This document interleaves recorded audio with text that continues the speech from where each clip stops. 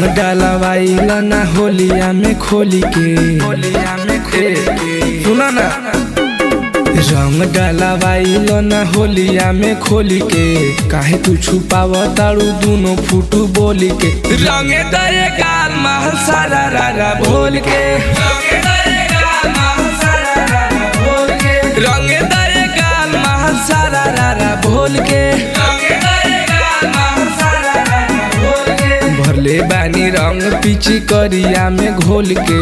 भरले बानी रंग पीछी करिया में घोल के रंग दे गाल महल सारा रारा भोल के रंग दे गाल महल सारा रारा भोल के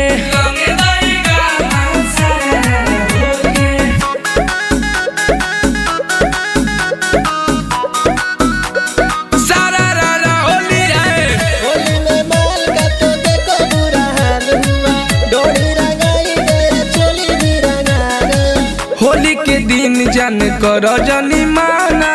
तोड़ा ना दिल है तो हर दीवाना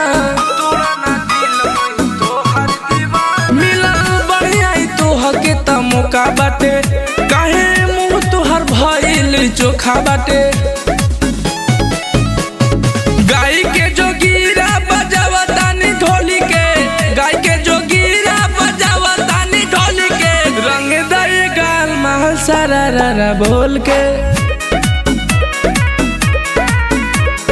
रंग दे गाल महल सारा रारा बोल के रंग दे गाल महल सारा रारा बोल के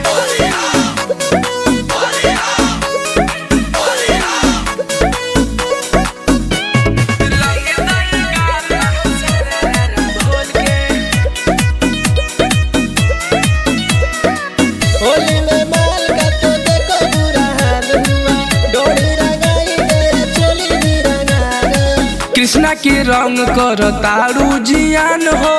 अरे जे हर्ष के ढोलता ईमान हो अरे जे हर्ष के ढोलता ईमान मुँह आइल बारू ओढ़नी से ढाप के रंग डाल दना कोराबा में चाप के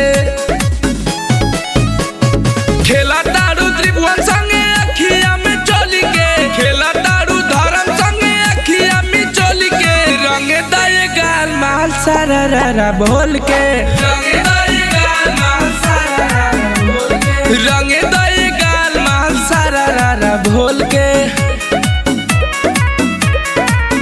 फगुआ के ने खेले जाए गुरुजी।